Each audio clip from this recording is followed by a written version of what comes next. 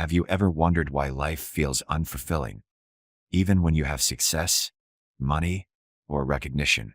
What if there's a deeper purpose you've been missing?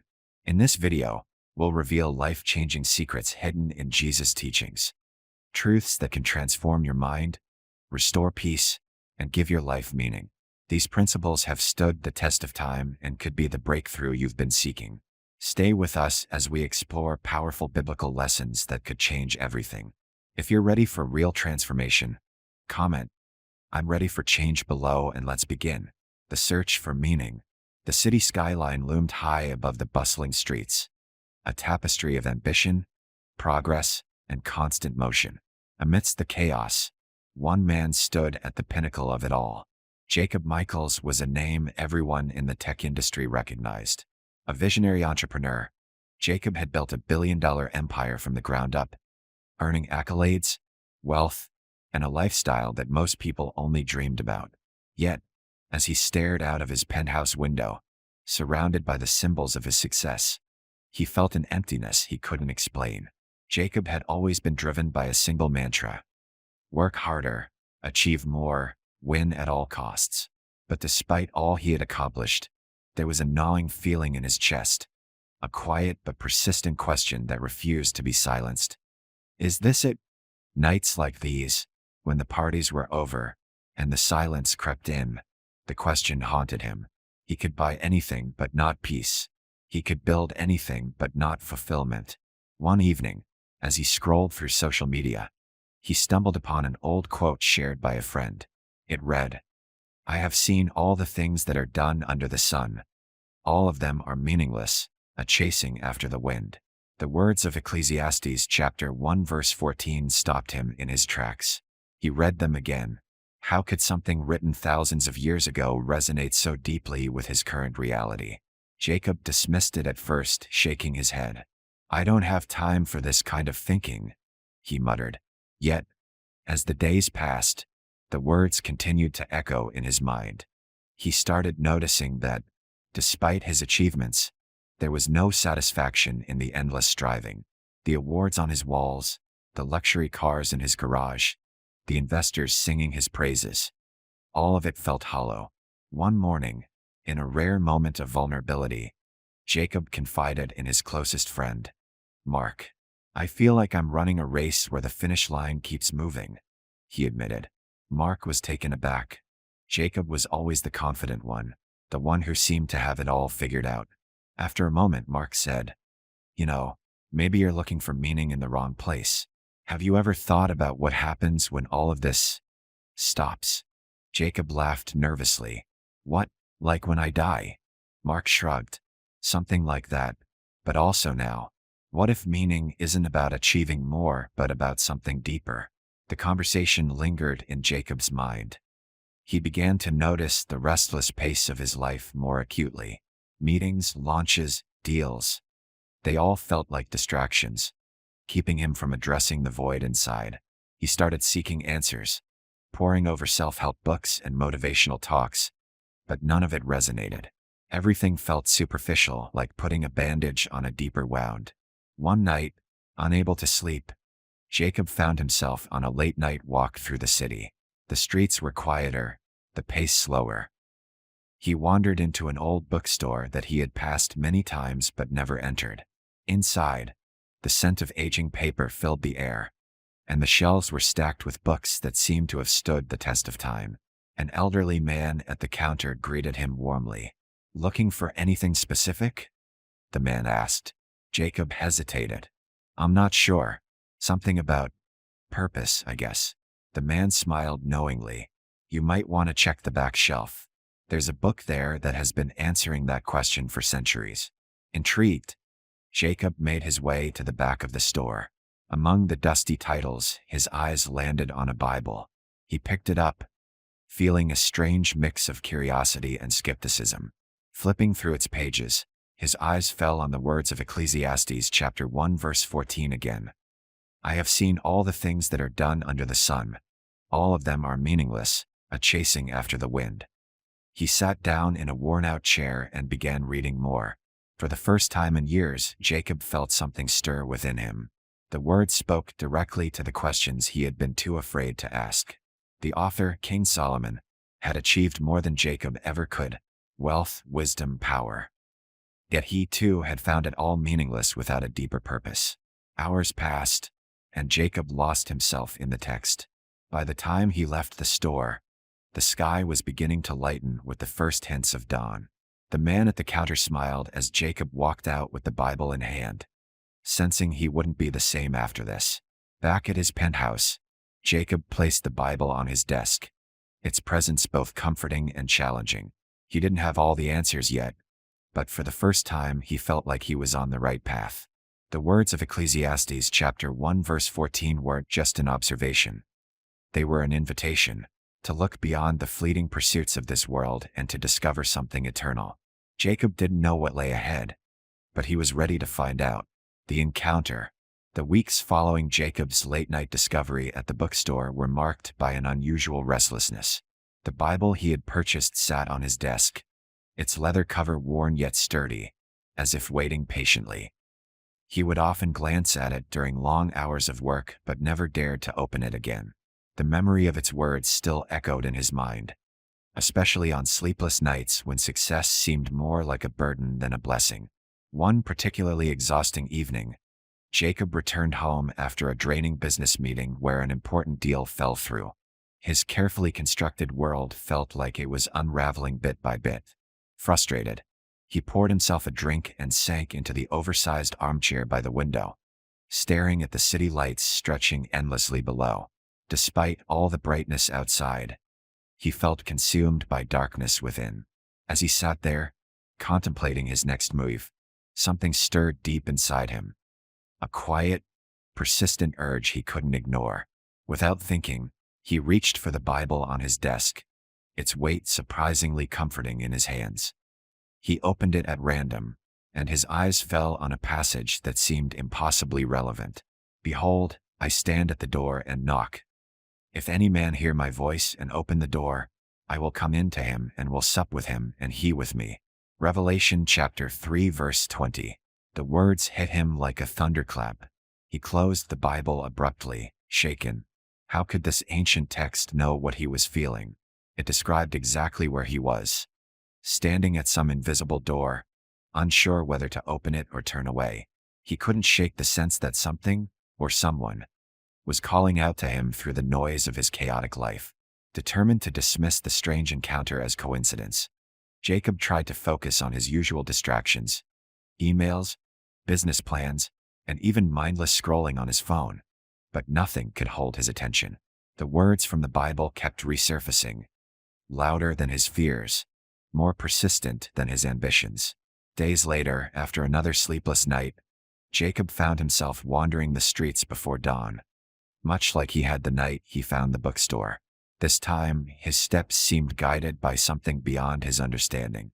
He wandered into a quiet park, its empty benches silhouetted against the soft glow of streetlights. The air was crisp, and for the first time in what felt like forever, he experienced a strange sense of stillness. Sitting on a bench, Jacob felt an overwhelming need to speak. To someone, to something, to God, if he was even real. "Are you there?" he whispered into the empty park. His voice trembled with vulnerability he rarely allowed himself to feel. "If you're real, if you're really knocking, I'm listening." As the words left his mouth, a deep sense of peace washed over him, unexpected and undeniable. It wasn't an external voice he heard, but something deeper, an inner assurance, a quiet invitation. He remembered the verse again. Revelation chapter 3 verse 20. The knocking wasn't literal, it was spiritual. He sat there for what felt like hours, letting the stillness settle into his soul. For the first time, he realized the door mentioned in the verse wasn't a physical one. It was the door to his heart, closed off for so long by pride, fear, and self-reliance. He thought back to all the times he'd ignored the subtle nudges towards something greater than himself, brushing them off as mere coincidence. Jacob whispered one last thing into the cold morning air.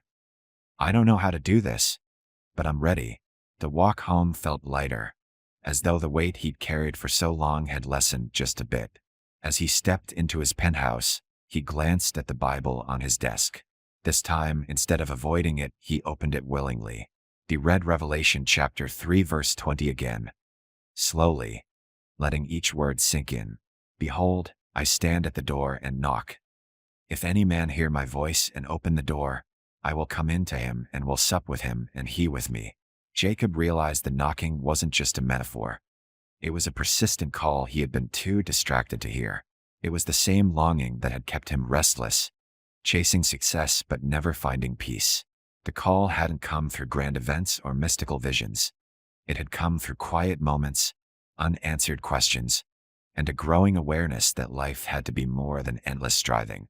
He sat in silence for a long time, processing the meaning of it all. His life had been about building walls around his business, his reputation, even his heart. But maybe those walls had been keeping out the one thing he needed most.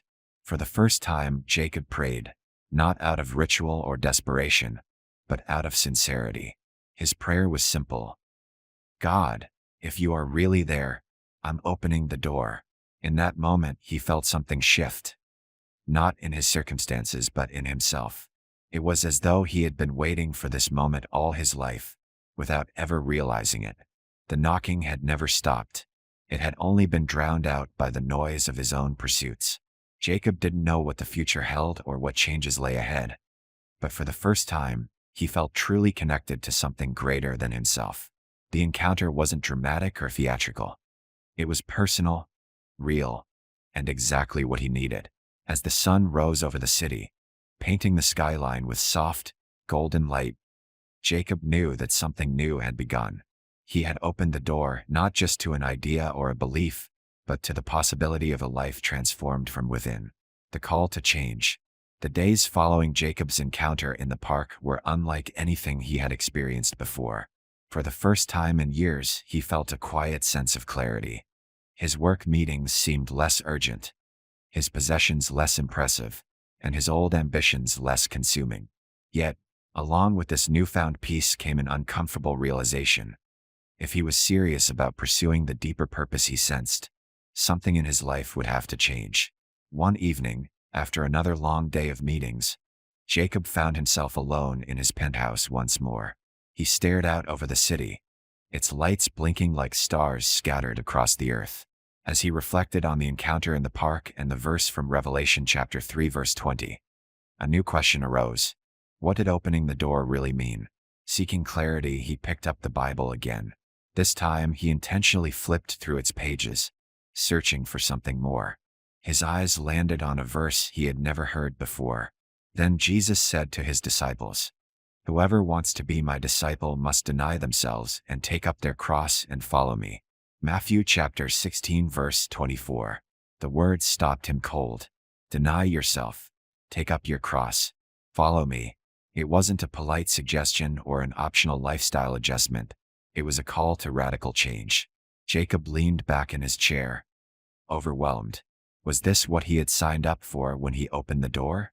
He had expected comfort, peace, and maybe a little guidance, but this, the idea of surrendering control, went against everything he had built his life around. He was used to being in charge, calling the shots, and controlling his destiny. But deep down, he knew this wasn't about giving up success or abandoning his business. It was about surrendering his need to be the center of it all.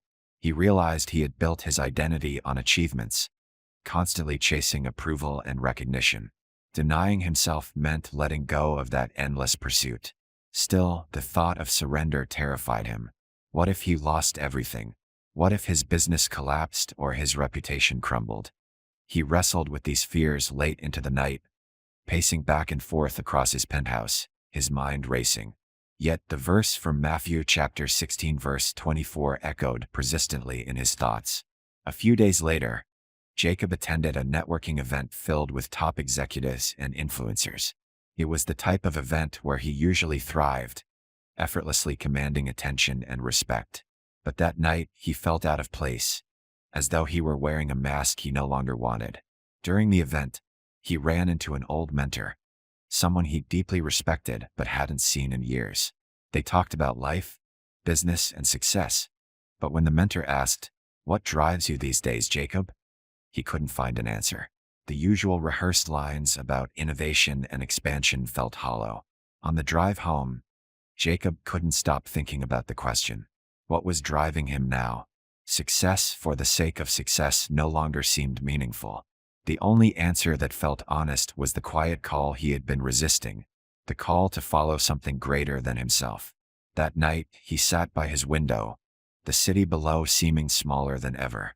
He opened the Bible again, hoping for guidance, and came across another passage. For whoever wants to save their life will lose it, but whoever loses their life for me will find it. Matthew chapter 16 verse 25. The meaning became painfully clear. He had spent his entire life trying to save, build, and secure his success, but it had left him empty. Losing his life, as Jesus described, didn't mean literal death. It meant releasing his grip on control, surrendering his pride, and trusting in something far greater. With a deep breath, Jacob knelt beside his chair, a position he had never assumed before. His prayer was raw and unpolished. God, I don't know how to do this. I don't even know what surrender looks like. But I'm tired of running, tired of pretending I'm in control. If following you means letting go, I'm willing to try. As the words left his lips, he felt something lift. A release from the crushing weight of always having to be the best, the brightest, the most successful. It wasn't a magical moment of instant transformation, but a quiet beginning, a step into the unknown. Over the following weeks, Jacob began making small but significant changes. He delegated more responsibilities at work, allowing trusted team members to take the lead. He stopped chasing empty business deals driven only by ego and prestige. He even reached out to people he had wronged in the past, offering apologies without expecting anything in return. The changes weren't always easy. Letting go of control felt unnatural and uncomfortable. There were moments when he doubted himself, wondering if surrendering would leave him with nothing. But each time, he returned to the words of Jesus. Whoever wants to be my disciple must deny themselves and take up their cross and follow me. Slowly, Jacob realized that surrendering wasn't about losing everything. It was about gaining something far greater. He began experiencing a deeper sense of peace and fulfillment, not because his circumstances were perfect, but because he was no longer defined by them. One evening, while walking through the same park where his journey had begun, he stopped at the familiar bench. The memory of that night felt distant yet vivid. He thought back to the restless man he had been, driven, successful, yet profoundly empty. He sat down and whispered once more into the quiet night, "Thank you for calling me, for waiting, for never giving up." As the wind rustled through the trees, Jacob realized that following the call wasn't about losing. It was about finally living. The test of surrender. Jacob's journey towards surrender had begun, but the path was far from easy. He quickly discovered that letting go of control wasn't a one-time decision. It was something he had to choose daily. Each morning, he would wake up determined to trust in something greater than himself, only to find old habits creeping back in by mid-afternoon. His need for control, recognition, and power still tugged at him, though not as strongly as before. One Monday morning, Jacob received an email that felt like a punch to the gut. His company's biggest investor, someone whose financial support kept the business afloat, had suddenly backed out of a critical deal. Panic surged through him. Without that funding, the company could collapse. Years of work, sleepless nights, and sacrifice were on the line. For the first time in months, Jacob felt the familiar grip of anxiety tighten around his chest. He paced the length of his office, calling every contact he could think of. No one seemed willing or able to step in and fill the gap. His carefully built empire was crumbling, and there was nothing he could exhausting every option. Jacob found himself alone in his office, surrounded by empty coffee cups and scattered papers. Desperation set in, but deeper still was something more painful: fear. He realized that surrendering control had been easier when life felt manageable. But now, when everything was at risk, trust seemed impossible. In the suffocating quiet of his office, he slumped into his chair, burying his face in his hands. He felt like a failure, not just as a businessman but as someone trying to follow a higher calling. His mind replayed the harsh reality.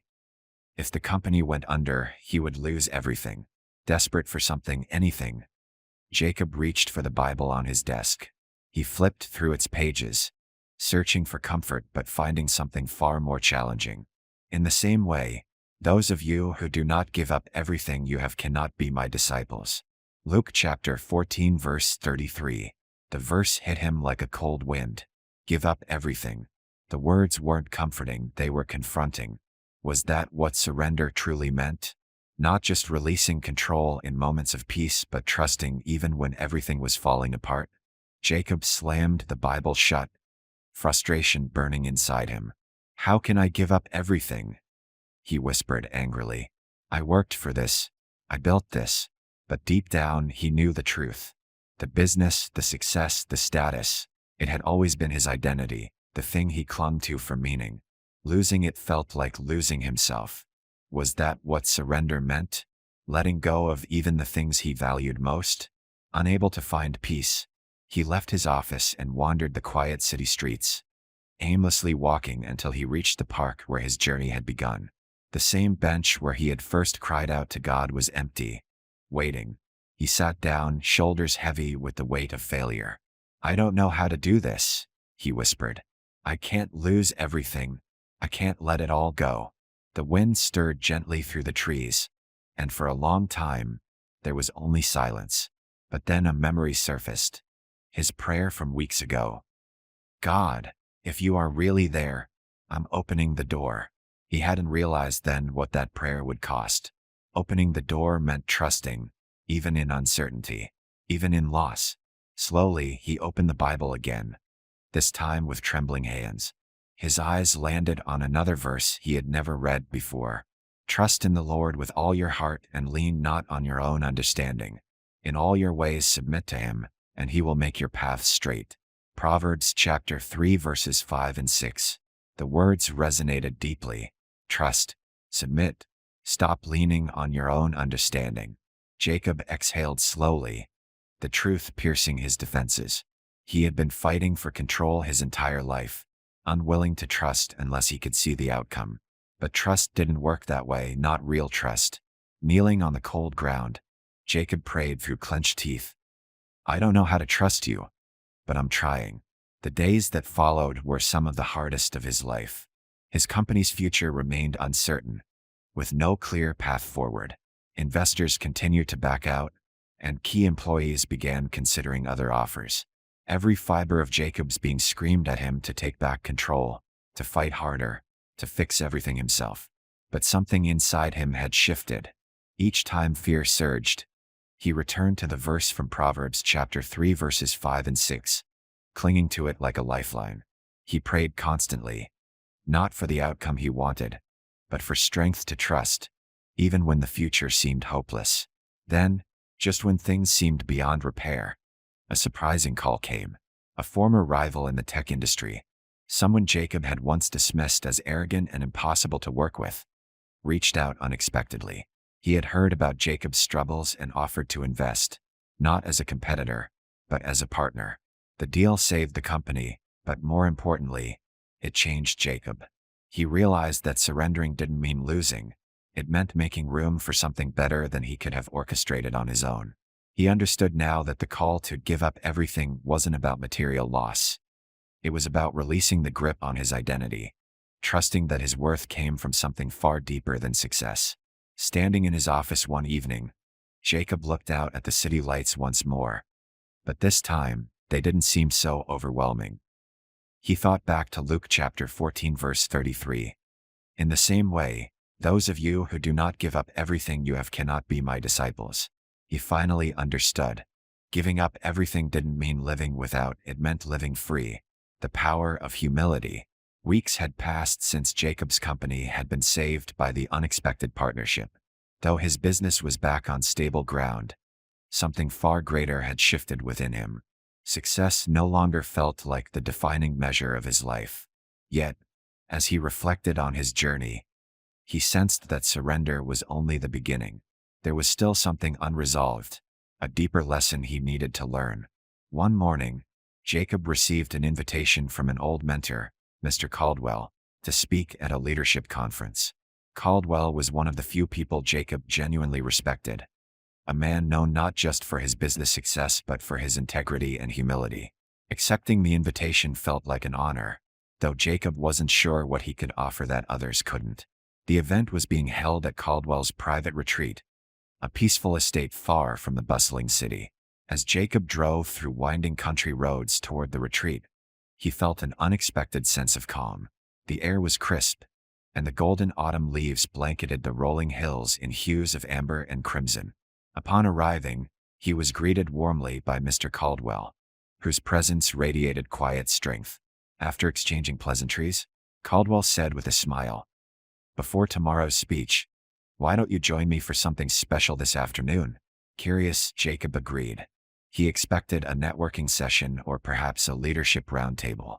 Instead, Caldwell led him down a winding path toward a small community center on the property. Inside, Jacob was surprised to find a group of volunteers preparing meals for a local homeless shelter.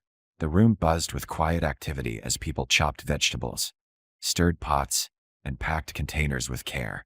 Jacob watched as Caldwell grabbed an apron and jumped right into the work.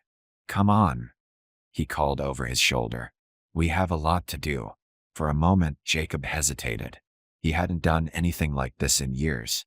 His life had been filled with meetings, contracts, and negotiations, not cooking for strangers.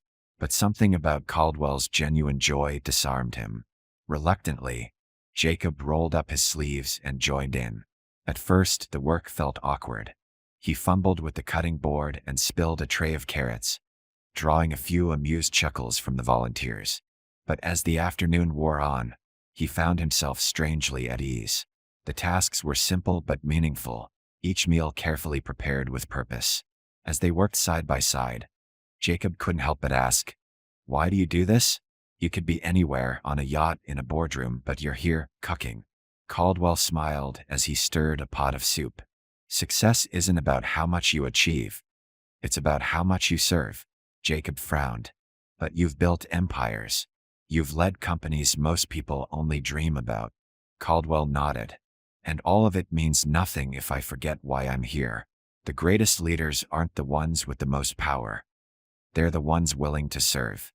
Jacob felt a lump form in his throat. He thought back to the endless years he had spent chasing recognition and power, always needing to be the one in control. Service had never crossed his mind. Success, he realized, had made him proud, and pride had kept him from seeing the needs of others. Later that evening, long after the meals had been delivered and the volunteers had gone home, Jacob sat alone by the campfire near the retreat. He stared into the flickering flames, lost in thought. For the first time, he saw his ambition clearly, not as a virtue, but as a burden fueled by pride. The memory of a verse he had read weeks earlier surfaced in his mind. "For those who exalt themselves will be humbled, and those who humble themselves will be exalted."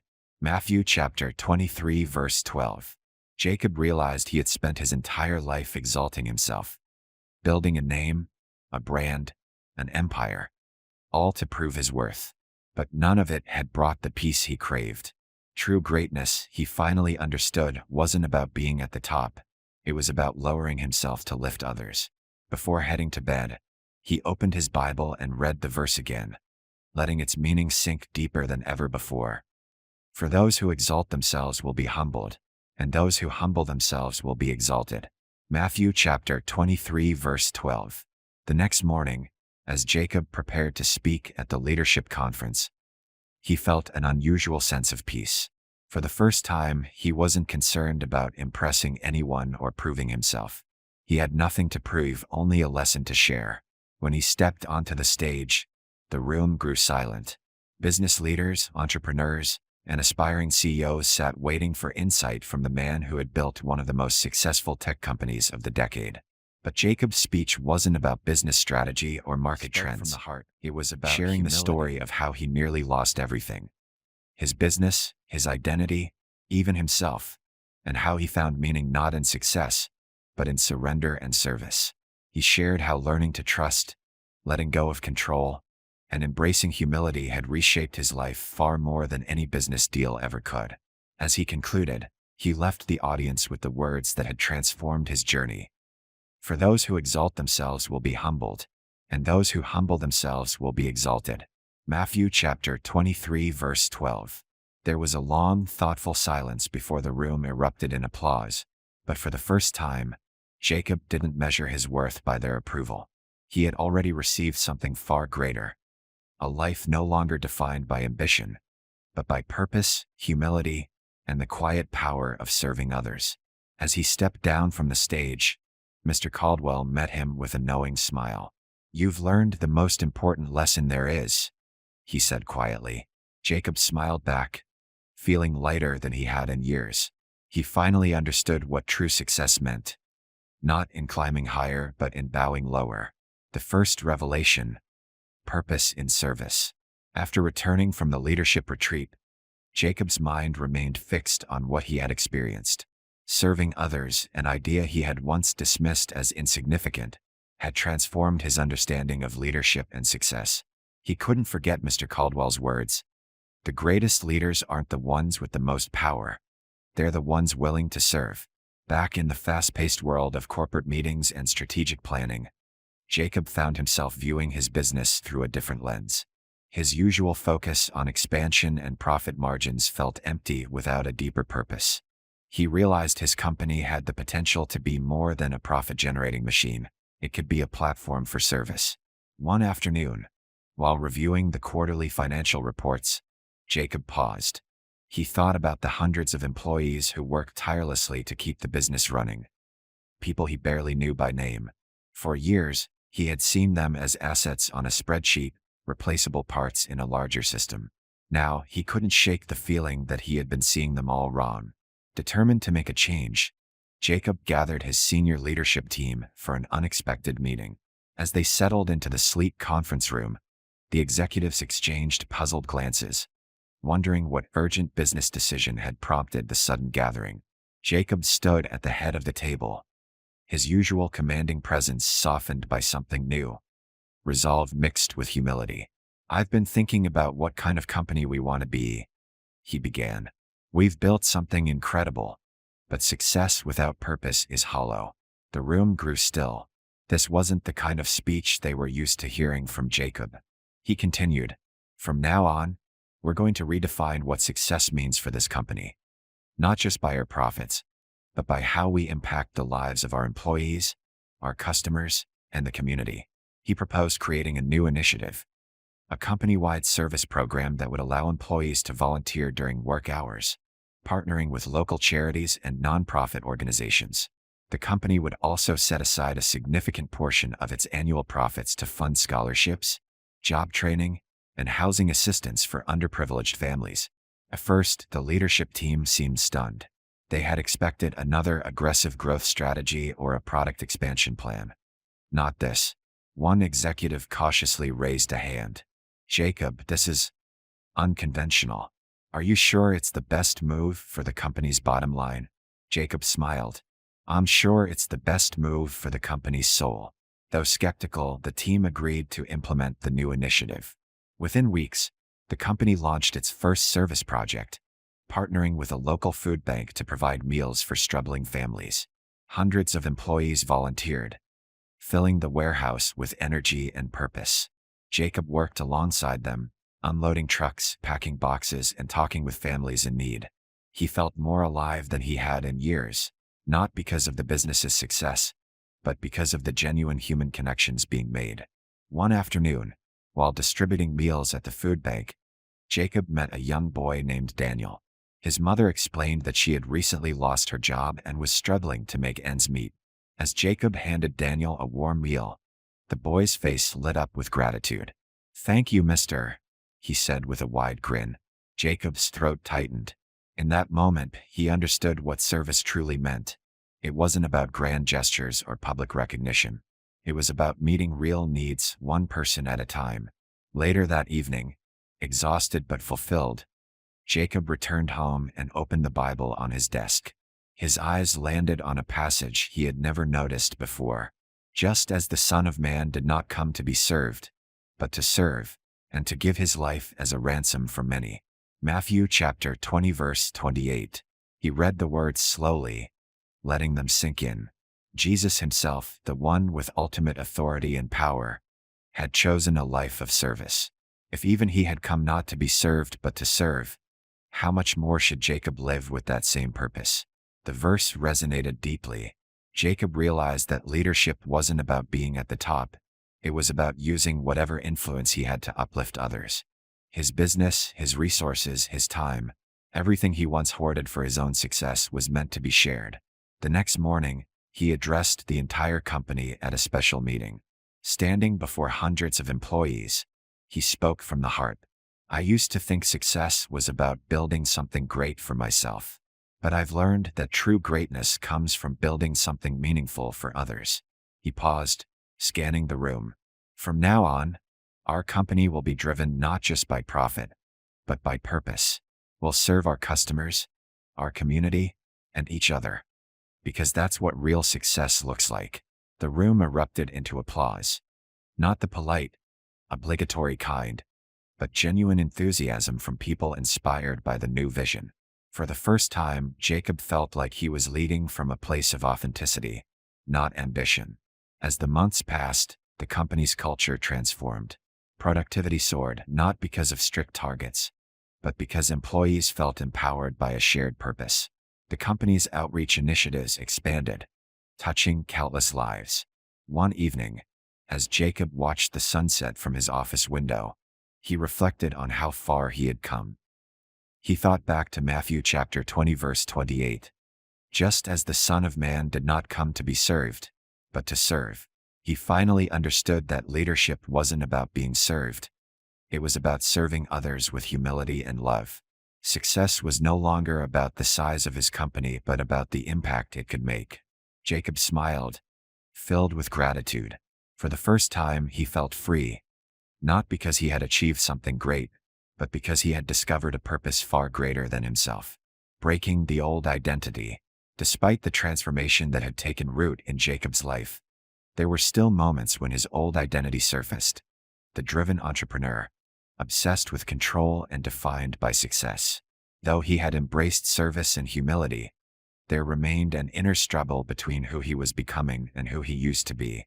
One afternoon, Jacob received an invitation to speak at an elite tech summit, a prestigious event he had dreamed of attending for years. It was the kind of platform that could catapult his personal brand back into the spotlight and secure his place among the industry's greatest innovators. His first instinct was excitement. This was the recognition he had once craved. But as he considered the invitation more deeply, a sense of unease crept in. Would accepting this opportunity pull him back into the world of ego and competition he had worked so hard to leave behind? Was he still chasing approval without realizing it? That evening, he wrestled with the decision alone in his office. He paced back and forth, weighed down by the familiar tension between ambition and purpose. His mind raced with possibilities, the potential business deals, media exposure, and the respect he could regain if he stepped back into the spotlight. Unable to find peace, Jacob opened the Bible on his desk, hoping for clarity. His eyes fell on a verse that pierced straight through his inner conflict. Therefore, if anyone is in Christ, the new creation has come. The old has gone, the new is here. 2 Corinthians chapter 5 verse 17. The words hit him with undeniable force. The old has gone, the new is here. Was he still holding on to the old version of himself, the man driven by pride and ambition, while trying to live out a new purpose? Jacob closed the Bible and leaned back in his chair, reflecting on his journey. He thought about how far he had come, from the relentless entrepreneur consumed by success to someone learning to trust, serve, and lead with humility. But could he truly let go of the old identity that had defined him for so long? The next morning, still uncertain about what to do, Jacob went for a long walk through the city. He wandered through familiar streets, passing towering skyscrapers and bustling cafes, symbols of the life he had once lived. Everything felt strangely distant, as though he were seeing the world. He stumbled upon a small park tucked between two buildings. It was quiet and peaceful, far removed from the city's noise. He sat on a bench beneath a canopy of trees, his thoughts swirling. A memory surfaced, his first encounter with the Bible in the old bookstore months ago. Back then, he had been a man consumed by his need for control, unwilling to admit his emptiness. Now, he realized how much he had changed, but also how much he still struggled to fully release the past. As he sat in silence, he noticed an elderly groundskeeper tending to the garden nearby. The man worked slowly but with great care, trimming branches and clearing away dead leaves. Jacob watched, struck by how intentional the gardener was, removing what was old and lifeless to make space for new growth. The image stayed with him. He thought back to the verse from 2 Corinthians chapter 5 verse 17. The old has gone, the new is here. Wasn't that what God had been doing in his life? Pruning away his old identity to make space for something new? Jacob realized he couldn't step into the new life he had been called to while still clinging to his past. Success, recognition, and approval were old pursuits, empty branches that no longer served a purpose. It was time to let them go, no matter how familiar or tempting they felt.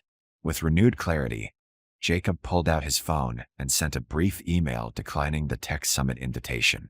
His heart pounded as he hit send, but instead of regret, he felt an overwhelming sense of peace. He was finally free, not because he had been forced to give something up, but because he had chosen to let it go. Later that evening, he returned home and opened the Bible once more. This time, he read the verse slowly, savoring each word.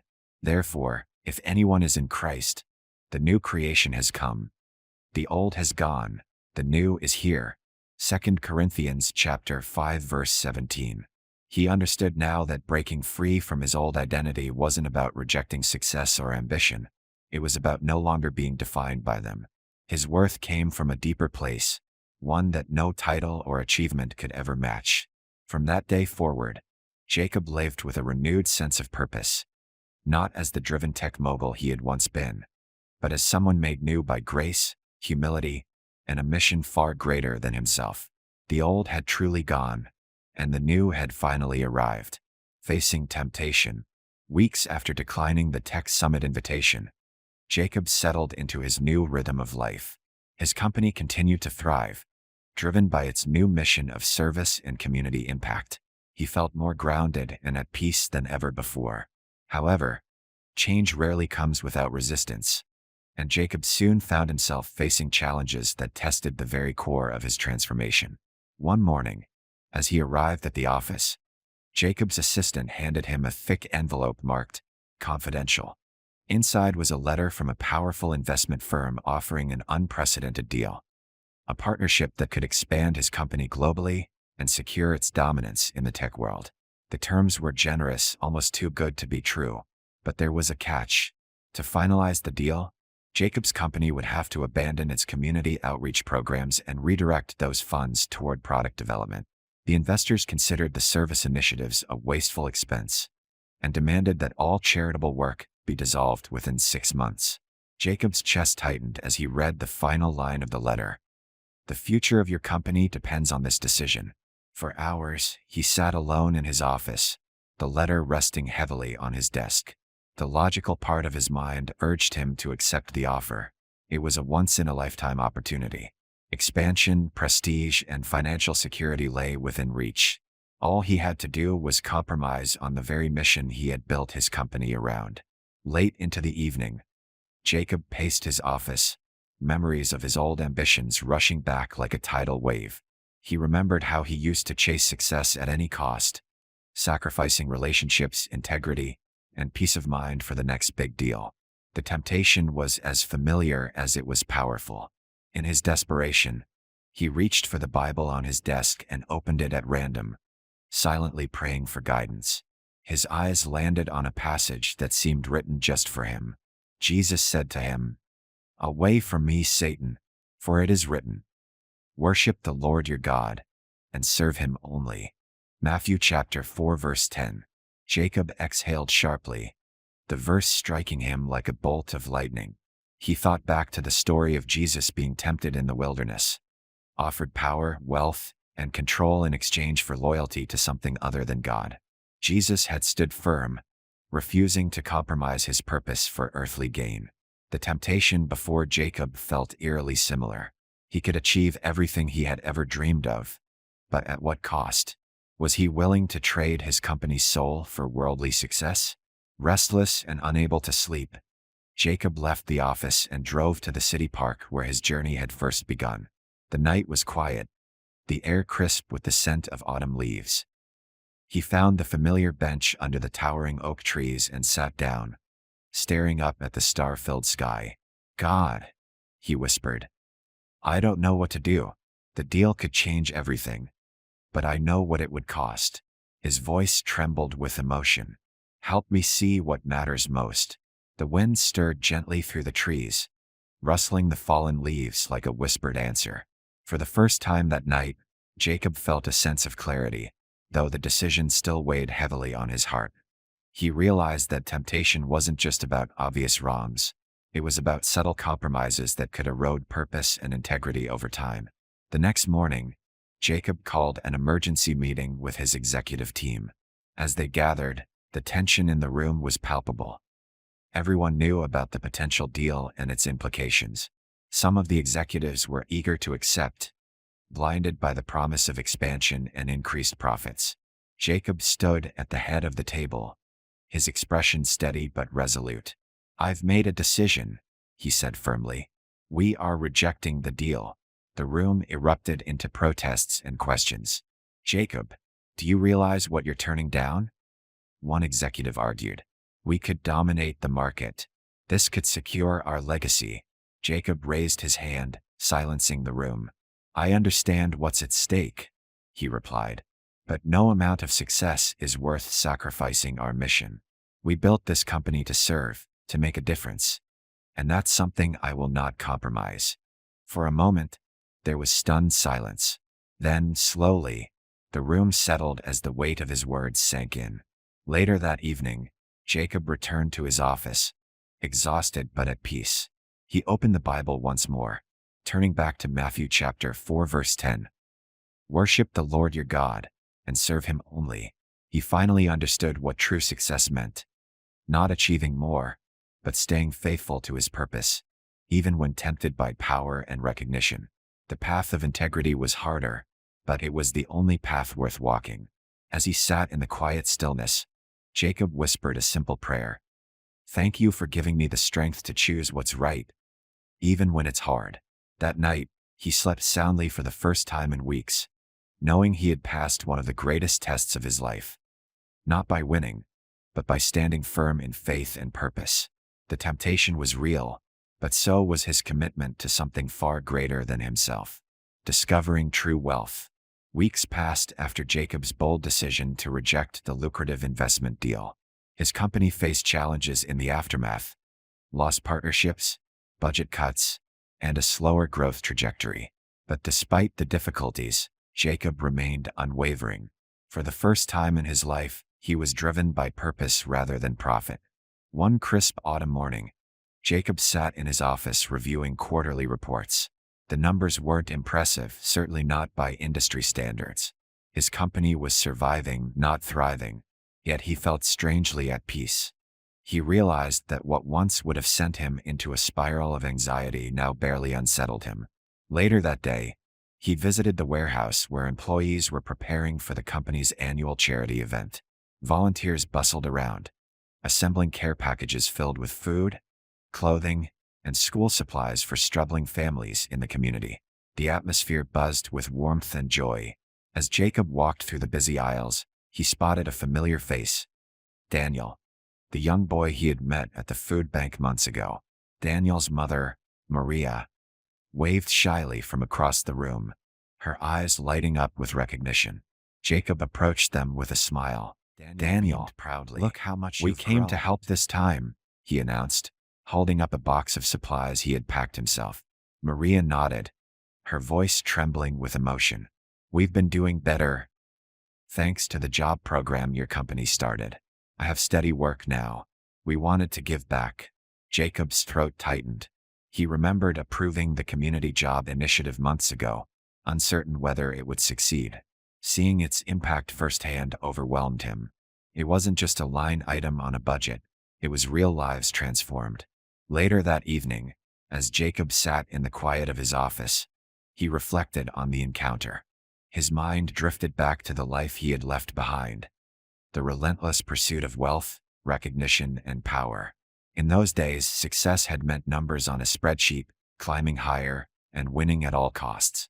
Driven by curiosity, Jacob opened the Bible resting on his desk.